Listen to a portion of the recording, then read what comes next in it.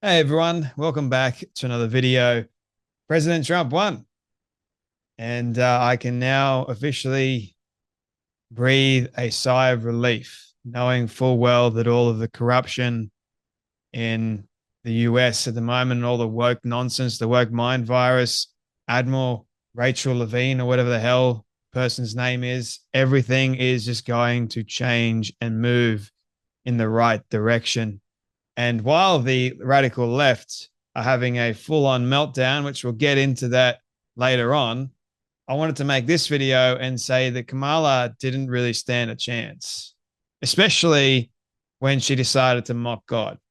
See, it's great to act a certain way, but when people can see right through you, your contradictory statements, and they know exactly who you are as a real person, you can act all you want. And she had a lot of actors supporting her. The actual people that lie for a living were supporting the woman that lies for a living too. So for me, it was, I knew that she had lost when at the rally and the person says, Christ is King, Jesus is Lord, they were yelling it out. She decided to mock God instead of embracing what those young men said. See, God will not be mocked. He clearly says that in his word. It's not a good idea to mock God. And for the people that in the comment section were going, what's going to happen? What's going to happen? And I was just going, just wait. Just wait. And it's interesting because in 2020, with the Joe Biden election, I didn't feel the same way. I was quite nervous, quite tense. Didn't think that Trump would win. He was a very different man back then. This time around, especially, well, Joe Biden didn't mock God. One. Secondly, Trump wasn't all about God or all about his faith. So he kind of rejected God in many respects all the way back then. See, people don't seem to think how much God plays a role. So God knows who's going to be elected. He already knows. He's already got that person before that person has even been elected. He knows. And when people decide to openly mock him in front of thousands of people and in front of the entire world because they're watching that particular rally, that's quite concerning because it's never a good idea for not just comedians, but everyone that has ever mocked God in the history of humanity has found out severe consequences have come from mocking God. The man that proudly proclaimed that not even God could sink the Titanic, what happened to that? There's been leaders in positions of power that have openly mocked God and declared God an enemy of them and of the people. And God has just completely dismantled the country and the people. So it's never a good idea to openly mock him or internally mock him or just mock him at all. Instead, you should lovingly embrace him. And that black pastor, who, by the way, it happened to be a Baptist church, wasn't no Baptist church to me, man. And Kamala's turning up and she's being praised and she's being worshipped, and God's not being worshipped. God's not on full display. And it's kind of reminded me of the one of the churches in Revelations and like how we are in the end times. And you're starting to see more and more churches think or side, they're thinking that they're siding with good, but really that black pastor is siding with evil. Kamala is an evil witch. She hasn't got an IQ above 50, that's for sure. But one thing I know for certain is she is plain evil. The way she talks, how she interacts, and it just sealed the deal when she mocked God. And then she rocks up. She has the gall to rock up at church the next day and act like she is part of the congregation. Act as if, oh, I do pray. I do pray, sometimes twice, sometimes three times a day. Well, I don't think you're praying to God, because otherwise God would show up for you.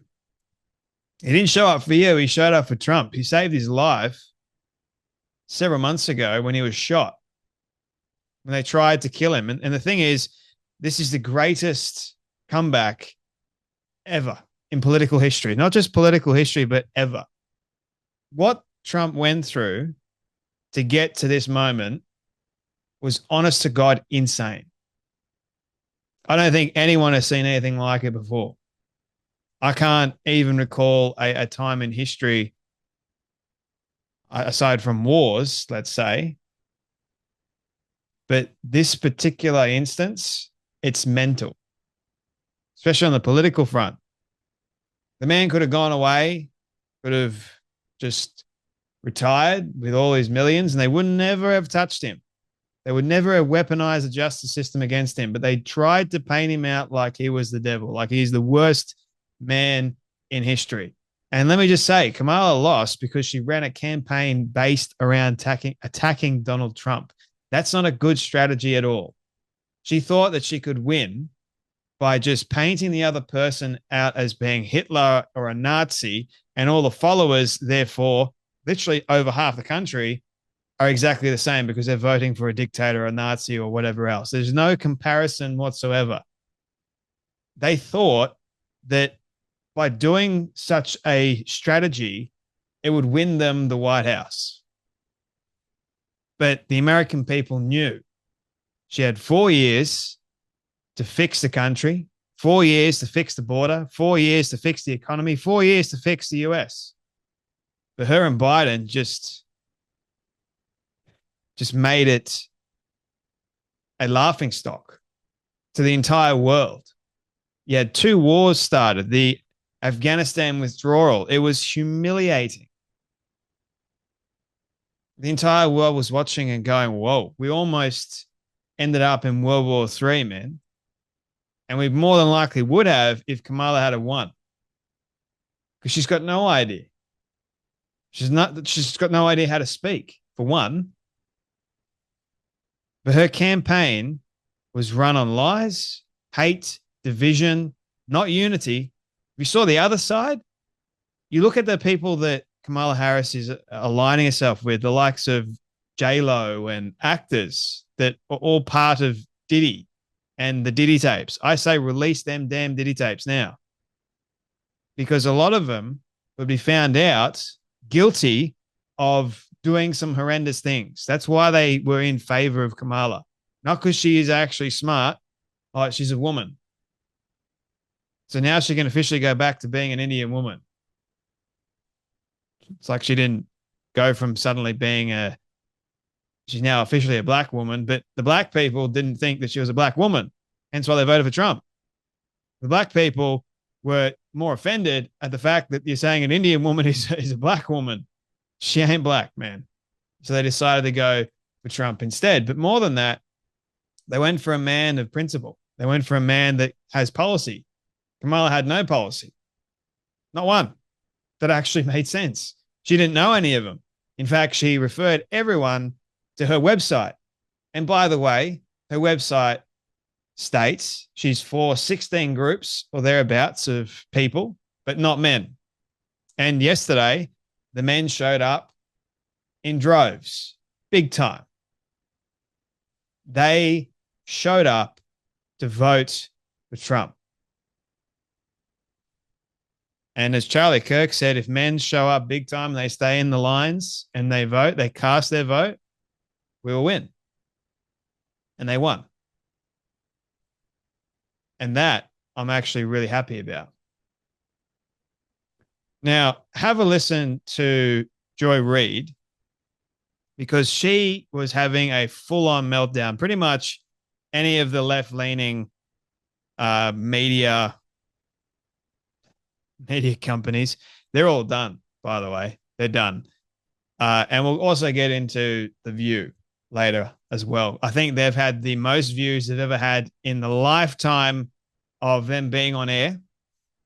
And they're not, people aren't watching because they support anything they're saying, by the way. People are watching for the sheer joy of watching them just get frustrated and angry. They all rocked up in black. Funeral.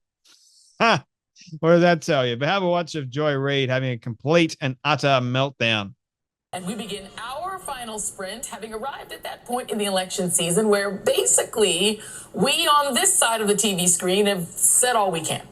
We've laid out the stakes in this crucial election, where one side stands for freedom while the other meets the textbook definition of fascism, namely a far-right dictatorial regime like Hitler's Germany or Franco's Spain or Mussolini's Italy, but also white-ruled South Africa before Mandela and the black majority took control, or Vladimir Putin's Russia, Viktor Orban's Hungary, or Nicolas Maduro in Venezuela today, that suppresses the rights of women and minorities, uses the military to execute the whims of a strongman dictator, and controls and suppresses the press, education, the arts, rewrites history to suit a favored and dominant racial class, and foments extravagant corruption in order to enrich the dictator and his friends. Interesting how Joy Reid says the other side is the textbook definition of fascism. I don't think she has looked very carefully at Kamala Harris and who her father is and who she is as a person. Like, she a dictator, man. She actual the definition of dictator. She wants to control, and she's the most radical liberal we've ever had. And when I say we, I'm not talking about me. I'm talking about the Americans. But far out. Like, you've got these crazy dingbats, right? Like Joy Reid, who's an actual idiot, just continuing to lie because that's what they're good at. They're lying. And they're continuing with the Nazi and Hitler hoaxes and nonsense as well. But have a watch of these ladies on The View. Just it's quite enjoyable to see them have a full meltdown. Fox News off the hook, please. I don't understand. And Newsmax and all the fake news that's been going out there. You know, one of the things that we need to do, and it's not to abolish the Department of Education. As a former teacher, believe me, he's talking about doing that. Yes. You know, kids I brought this up before, I'm going to bring it up again. In Finland, kids in nursery school are learning to discern between fake news and real news. Yeah. They should be teaching that in this country. Yeah. Teach children tolerance, teach them to think critically. Well, it would help if we could regulate social media, because one of the biggest offenders is D.C. and Congress have not been able to do one thing in regard to the rogue corporations of social media.